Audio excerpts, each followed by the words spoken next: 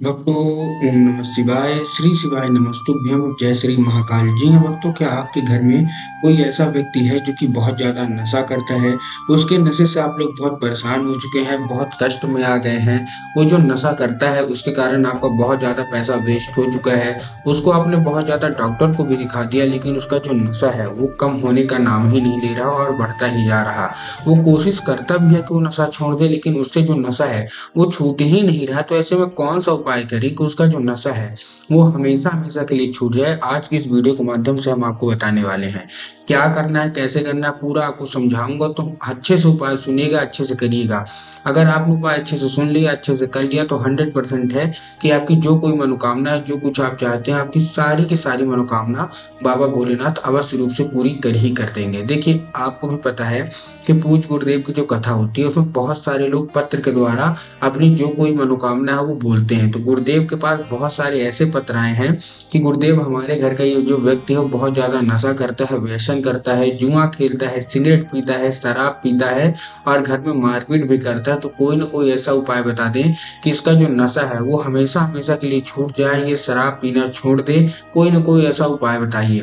तब गुरुदेव ने 3 से 4 उपाय बताए और बोला कि आपको ये उपाय कर लेना, उस व्यक्ति का नशा मात्र 1 से 1.5 महीने के अंदर ही समाप्त हो जाएगा।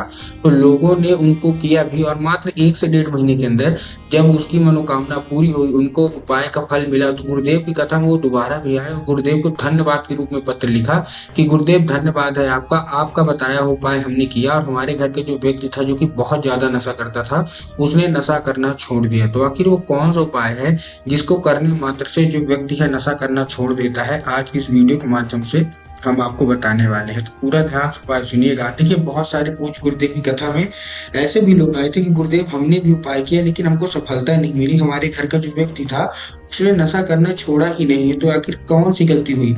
तब गुरुदेव ने बताया है कि अगर आप आधा अधूरा उपाय सुनेंगे, आधा अधूरा उपाय करेंगे, तो आपका जो घर का व्यक्ति है वो नशा करना कभी नहीं छोड़ेगा। आपको उपाय पूरा सुनना पड़ेगा। तो आपको भी, जो भी मेरी वीडियो और मेरी आवाज सुन रहे हैं, तो ध्यान से सुनिएगा, पूरा उपाय सुनिएगा। 7 से 8 मिनट की हमारी वीडियो होती है। अगर आपने उपाय अच्छे से सुन लिया तो 100% है कि आपके घर का जो व्यक्ति है वो नशा करना छोड़ ही देगा। तो चलिए चलते हैं उपाय की ओर, जो कि मैंने पूज्य गुरुदेव की ही कथा सुन के और बहुत अच्छे से समझ के आपके लिए लेके आया हूँ। तो उपाय ध्यान से सुनिएगा, अच्छे से करिएगा। लेकिन उससे पहले चैनल पर अगर पहली बार आए हैं और आवाज मेरी पहली बार सुन रहे हैं, तो वीडियो को कर दें लाइक और चैनल को कर लें सब्सक्राइब, ताकि पूज्य पंडित प्रदीप जी मिश्रा के जितने भी नए नए उपाय हैं जो कि मैं उनकी कथा से सुनता हूँ, श्रवण करता हूँ, सबसे पहले मैं आपको प्राप्त करा सकूं। तो देखिए, जो हमारा पहला उपाय है ये आपको उसी व्यक्ति से कराना है जो कि आपके घर में नशा करता है। फिर अगर वो उपाय नहीं करता है, कुछ कारण होता है, तो आप उसका नशा छुड़वा सकते हैं। तो देखिए, जो हमारा पहला उपाय है वो है क्या? आपको देना है 1 लोटा जल और 3 काली तिल। क्या देना है? 1 लोटा जल देना है और 3 काली तिल दे देना है। ठीक, अब आपने 1 लोटा जल लिया। अब 1 लोटा जो जल है उसमें भी आपको ध्यान रखना है कि जल तांबे के लोटे में जल होना चाहिए। किसमें होना चाहिए?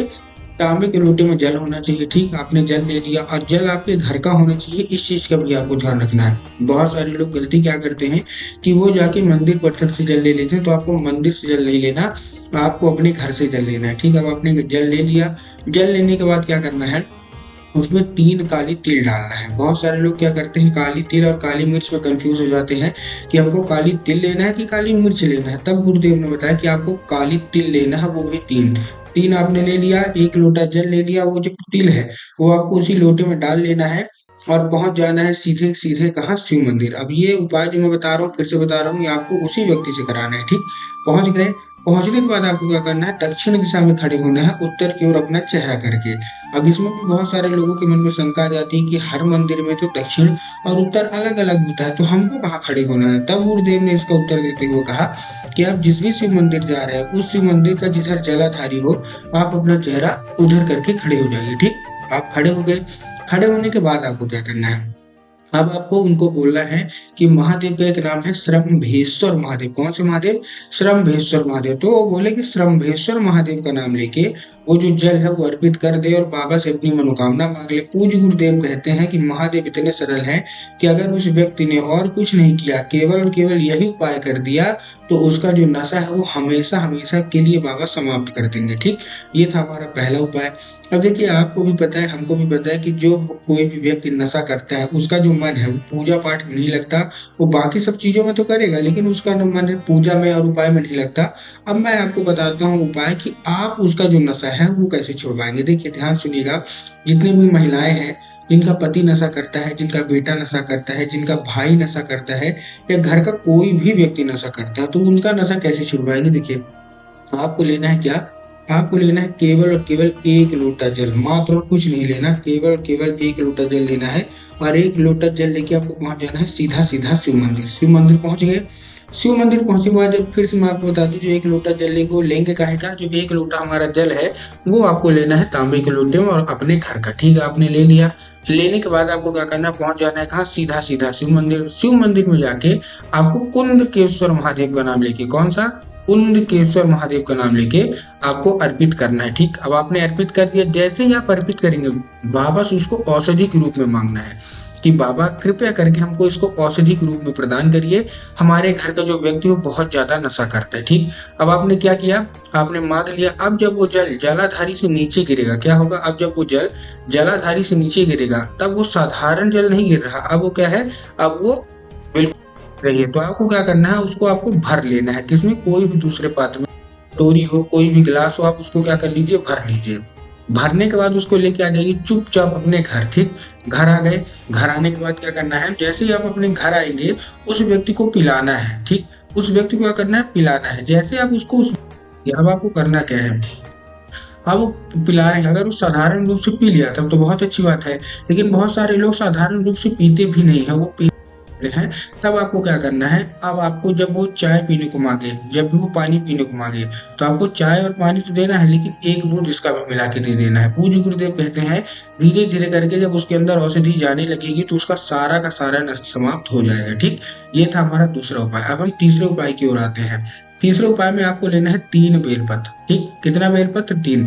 जब आप बेलपत्र लेंगे तब आपको ध्यान रखना है कि बेलपत्र कहीं से भी कटा फटा नहीं होना चाहिए, कहीं से भी खंडित नहीं होना चाहिए, इस चीज का ध्यान रखना है। बहुत सारे लोग बेलपत्र में ये भी गलती करते हैं, वो एक पत्ती को ही बेलपत्र मान लेते हैं, लेकिन आपको भी पता है कि एक पत्ती का कोई बेलपत्र नहीं होता। 3 पत्ती मिलकर जो बेलपत्र बनता है उसी को हम लोग बेलपत्र मानते हैं, ठीक। आपने बेलपत्र ले लिया, बेलपत्र लेने के बाद क्या करना है, पहुंच जाना है शिव मंदिर। शिव मंदिर में आपको सबसे पहले वो अर्पित करना है और बाबा से उसको औषधि के रूप में मांगना है कि बाबा कृपया करके हमको उसको औषधि के रूप में प्रदान करिए, ठीक। बाबा ने उसको औषधि बना दी। औषधि बनाने के बाद उसको आप ले आइए घर और उस व्यक्ति को खिला दीजिए। अगर वो साधारण रूप से खा लेता है तब तो बहुत अच्छी बात है, लेकिन अगर खाने से मना करता है तो आपको क्या करना है, उसको पीस लेना है सुखवा के धूप में, और पीसने के बाद खाने में, दाल में, सब्जी में मिला के खिलाना है।